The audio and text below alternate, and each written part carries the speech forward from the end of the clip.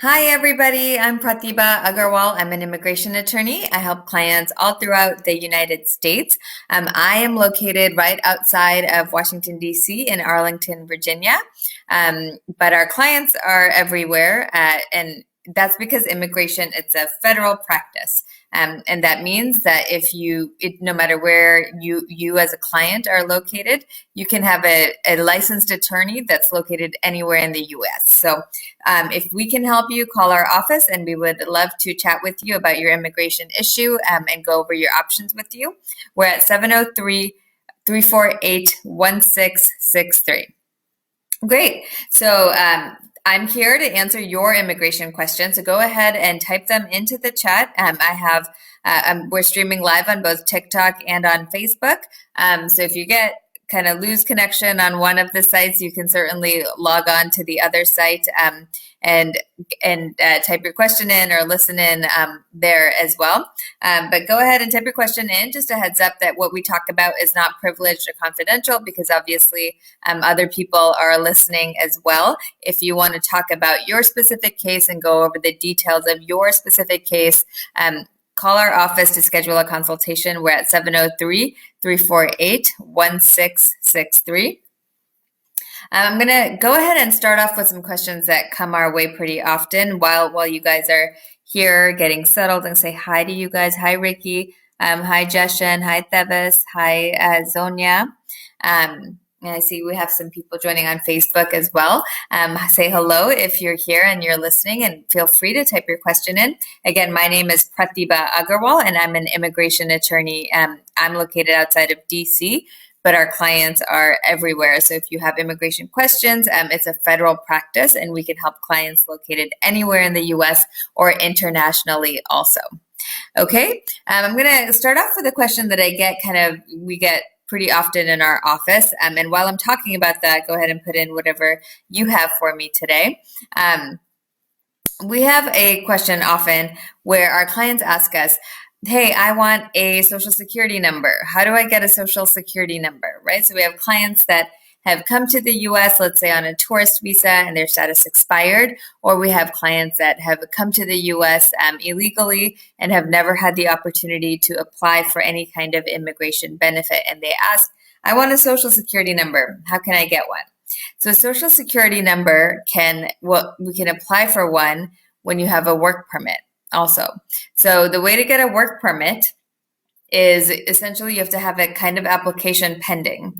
You have to have a certain types of application, and then you can have a work permit. So one way that we often help people, even if they've had an illegal entry or even if they've overstayed a visa, for example, if you or someone you know is married to a U.S. citizen or a green card holder, it doesn't matter if they had an illegal entry, and it doesn't matter if they've overstayed their visa, and it doesn't matter really if their spouse is refusing to help them apply for that green card. So if you or someone you know is married to a U.S. citizen or a green card holder, we can help them apply for a work permit and also get them a social security number. This is all through the green card process. We would apply for their green card. The whole thing would be processed right here in the United States. They would have a work permit in 6 months to 8 months. And with that work permit would also be, we would request a social security number as well. So that's one common way. Other ways are, for example, if you've applied for asylum and you qualify for a work permit, you can apply for a social security number with that request as well. So there's many different ways to apply for and receive a social security number, but it goes along generally, at least in the immigration context, with applying for a work permit as well. So if we can help you, call our office. We're at 703-348-1663. I see some more folks have joined here. Let's see. Hi, Shiv. Hi, Pancho. Hi, Ashok, Sanjeev, Karan. Hi, everybody. I don't see questions typed in, but if you want to put them in, don't be shy. Go ahead and put them in here. Okay. The other question I get a lot is from people that say they are in a marriage. Raj Navneet, how to apply for an O1 visa is his question. So an O1 visa is for people of extraordinary ability, right? Generally, there's different ways I see your question, Raj. Raj is asking, how can I apply for an O1 visa? So an O1 visa, everybody, is for individuals with extraordinary ability. There are also different ways. Artists, entertainers can also get an O1, but generally, at least the ones that we work on pretty often, sorry. Hi, Sunny. Thanks for joining. At least the O visas that we work on are typically tend to be for people of extraordinary ability in a certain field, like science, business, and so what they have to do is prove that they are at the top of their field. So the way to apply for that, so essentially, so let me tell you a little bit about that. So if you get it for 3 years, and you can continue to renew it. You can continue to renew it forever, really. There's no cap on it like there is for an H-1B. All right. And then for O visas, you can also have ownership maybe in the company that sponsors you. Okay, so there's a little bit of a benefit there. But what you're trying to do is show that you're at the top of your field, at the very top of your field. And so the key to that is really kind of to narrow that field, right? To make that field smaller, so it's easier to show that you're at the top of that field. So there's different ways. There's many different ways, and USCIS lists a whole bunch of criteria that helps you qualify for an O visa. So you can show evidence in in 3 of these 10 different ways, or you can also show comparable evidence. And maybe it's not articulated in any of those 10 different ways, but it could be through comparable evidence. Okay, and that means similar types of evidence. So let me give you some examples. So if you have others in your field that, let's say, if you're, for example, at the top of your field, and I'm just going to throw this out there, product development, right? I'm just going to throw it out there. And then other people that are also considered experts in product development. And this is kind of a broader field. So we want to kind of narrow that field even more than what I'm saying right now. But let's say other people. So they can write letters about their experience with you, the work that you did, and why they believe that you're extraordinary. They can also provide their background information showing that they're experts in that field. So we get these letters and we put them into the application as one of the exhibits to show that you're of extraordinary ability. If you've won international awards, if you've published in international publications or major publications, that's the actual text of the language. So we have to show that this publication where you've published in or that talks about your work is a major publication, right? So these are different ways to qualify for an O visa, which is how you would show that you are of extraordinary ability in your field. So if you think you qualify, call our office. We can walk through your resume. We can walk through what you have available.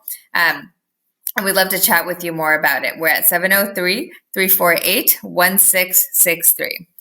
Sunny is saying, hi, my friend wants to withdraw his I-130, and he applied for taxes, and now only the status said case received at the local field office. So where does he have to mail to withdraw taxes, or a local office and notarized? Sunny, I'm unclear what your question is, but if he wants to withdraw his I-130, he would just send a letter to that local field office saying that he wants to withdraw the I-130. He can also call USCIS customer service and let them know that he wants to withdraw the I-130. So those are the different ways. So I'm not sure how taxes are related to the I-130, but if he, I'm not sure how the taxes would work. But in terms of withdrawing the I-130 application, you just write to the field office or you call customer service. Okay, if you need help with that, if your friend has other immigration questions, we're at 703-348-1663. Daniel is saying, I'm starting a business on H-1B. What do I need to do and know? And thanks for your help. Okay, Daniel, so on H-1B, one of the things to qualify for H-1B is to show that you have an employer-employee relationship, right? So when you start your own business, it's very important that you are not the employer and the employee. So what you want to do is show that you don't have control over your day-to-day activities, that there's another entity that has ownership and control. Maybe you only own a very small portion of the business. So there's different ways to work through that and set it up. So it's pretty tricky on an H-1B. If you qualify, for example, for an O visa, it won't be held against you to own that business. So let's see if you might qualify as an individual of extraordinary ability. We started off already talking about that today, but you may qualify. So many people that qualify for an H-1B might also qualify for an O visa. So that might be beneficial if you want to own your own business, right? So give us a call and maybe we can talk to you about what you might qualify for. We're at 703-348-1663. Raj says, thank you. I shall call you. Great. Raj, I look forward to hearing from you. Sunny is saying, do we need to notarize the withdrawal letter? No, you do not need to notarize it, but you might want to sign it, a wet signature, not just like a templated typed out email. So if you're going to withdraw your case, there's no particular requirement. You just need to notify USCIS that you're going to withdraw the application. You don't need to notarize it, but I would say write a letter, keep a copy of what you're sending, and also just sign that letter as well. And have the information about the application, the receipt number, what it is, and when you filed it. And you don't actually have to really provide a reason for withdrawal, but you can if you want.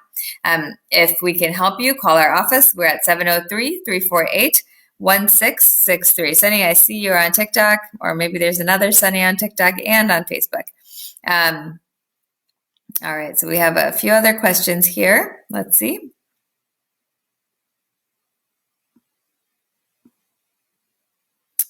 Hi, Sanjeev. Hi, Karan. Hi, Bandari. Hi, Nav. Hi, Amrit. Hi, Sadal. Let's see. Shiv is saying, I am applying for my second time appeal from asylum 3 years ago. They're still pending. The appeals are going to take a long time. So the appeals are going to just take a long time. So I'm going to say just wait and see.